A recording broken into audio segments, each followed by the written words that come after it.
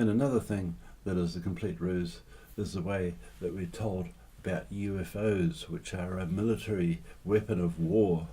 And we have UFOs here in New Zealand from time to time. And this is how TV1 dismisses it, thanks to Mike Hosking putting on a great show. Loins, you're slicing it down that way. You're amazing tonight. You're on fire. I'm on fire. Mystery surrounds a technicoloured orb. What is it? It's a UFO. You don't know that? It is a UFO. It's been bobbing around Christchurch's night sky this week, and the UFO that was captured on video by Oisin Lavelle, and he wants your help to identify it. As Mike Thorpe reports, the Canterbury coast is no stranger to the unexplained. It's as though aliens have discovered disco, a multicoloured flashing orb dancing across the Canterbury sky. A lighting trick, or the latest chapter in New Zealand's own Area 51. Here's history. Back in 1978, it was Kaikoura that was being watched. The Television One Network News with Dougal Stevenson. There's been another sighting of what may be a UFO over the Kaikoura coast. Mysterious lights seen by pilots fueling alien hysteria. Why couldn't it have been another aircraft or a large bird or a ship at sea? Well, birds don't carry lights. There were more in the 80s. It was oblong shaped and very bright. And then it sort of was over sort of spinning back and forwards, and then it would go up and down. And the 90s. Intergalactic planetary! I thought it could have been something like a flying saucer or something. And then there was the space worm type Pong kind of thing from last decade. So are they back? Almost 40 years on from Kaikoura, one question remains the same. I think the first thing we should establish is the authenticity of this film. So, steady on. Some claimers the videos are a hoax, but just for a second, think about how hard it would be to actually make one. Exactly. Do you reckon? If you think you could make a hoax UFO video good enough, or I suppose bad enough to fool someone, send it to us. We want to see it. You can upload it to our Facebook page. And so that's the typical frivolous and sceptical coverage by our news media here in New Zealand about the subject of UFOs, which are really weapons of war for the New World Order, which is never discussed on our media. And when we send our soldiers to war in Afghanistan and Iraq, of course there's UFOs there as well.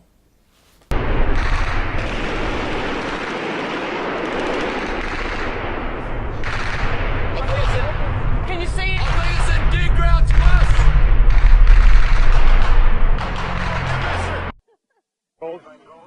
We currently have 3 separate elements. We continue bound forward.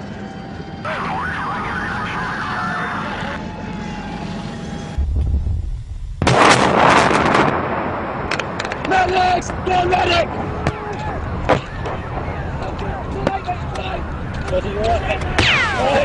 Medic! Get up!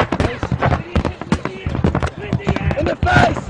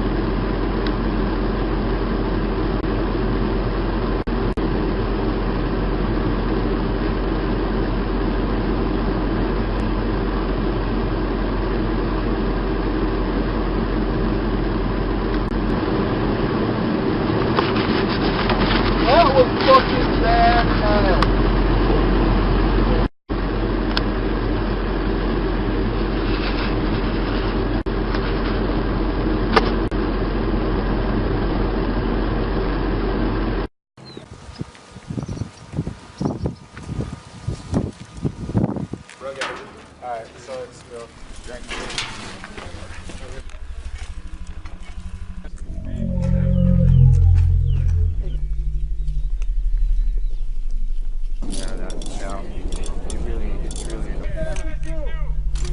Hey, who needs it?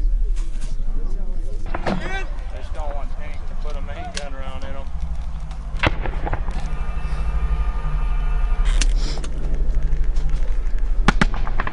Right here, right here, right here. Give it to me.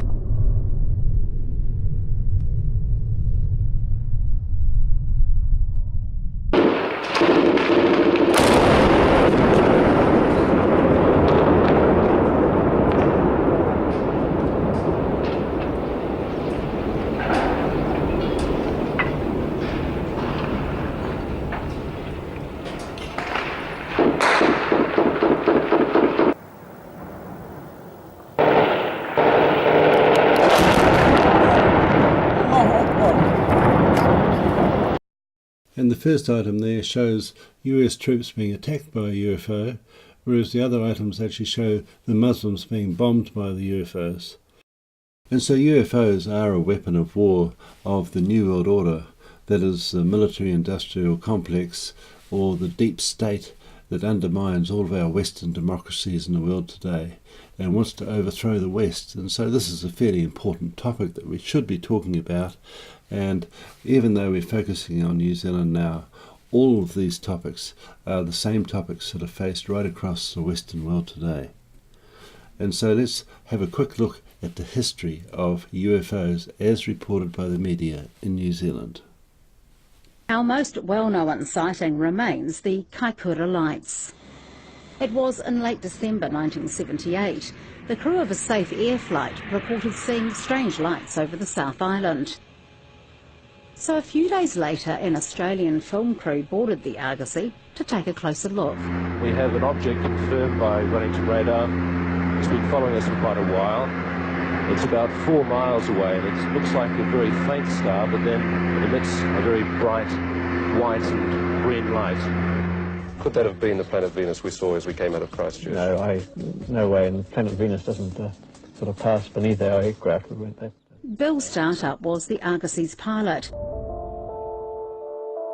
He's since had a stroke, but remembers the sighting well.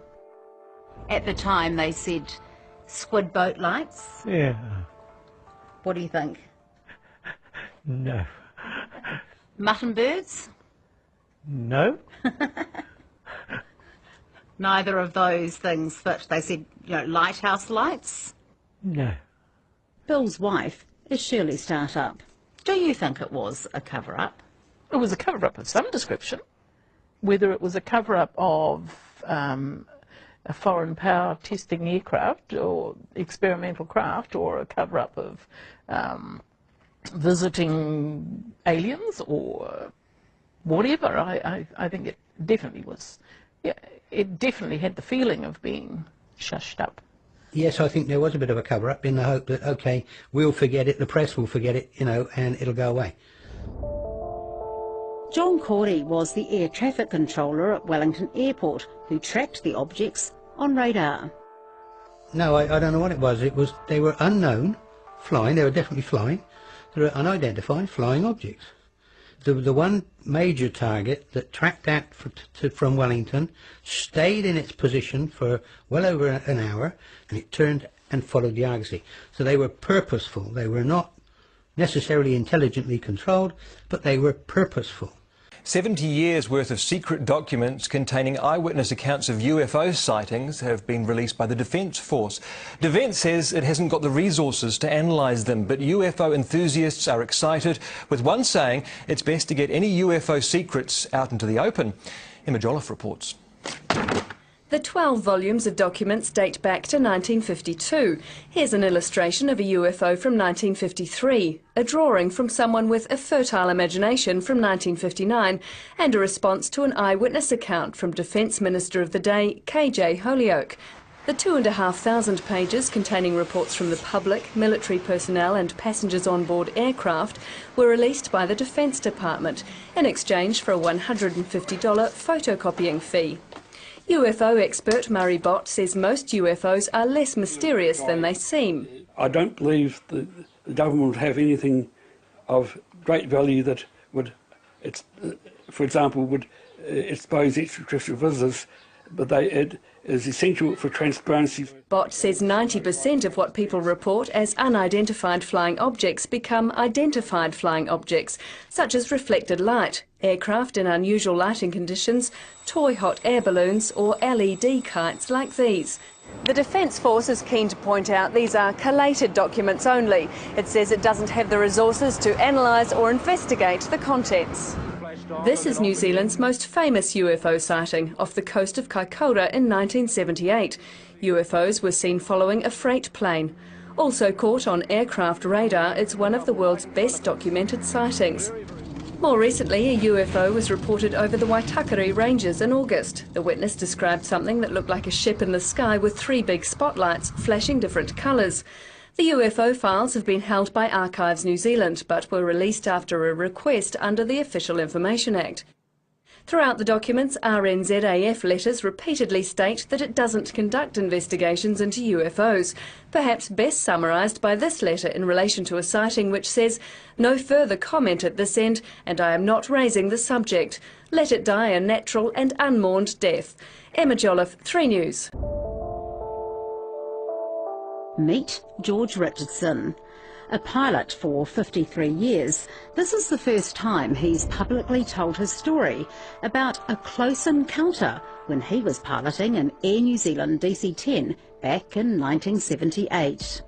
I was actually leaning forward like this in the aeroplane, looking for weather more than anything else, and suddenly I spotted out to the left this vehicle which went straight across in front of us. This thing was, I don't know, 150, 200 feet long. It had no wings, no tails, no anything. It was just a tube. It had very big and very white windows in it. Have you ever had any explanation as to what that was? No, none whatsoever. When I discussed it with the other pilot and with the other crew, they just said, no, we better wrap it up, because if we make a noise about it, men in white coats will be there to meet us when we arrive at our destination. George Richardson says pilots often see unexplained objects in the sky, but airlines frown upon them speaking out. They really wouldn't want their aircrew to be aired on TV, for example, or on radio saying, "I saw a UFO," because somebody would say, "Oh, I wouldn't fly with them, they've got lunatics on board," you know. So the understanding was that you would shut up about what you saw? Yeah, we just buried it. Because if we'd made a noise about it, we'd be grounded. It was fairly automatic. If you stepped out of line, bang, you're on the ground.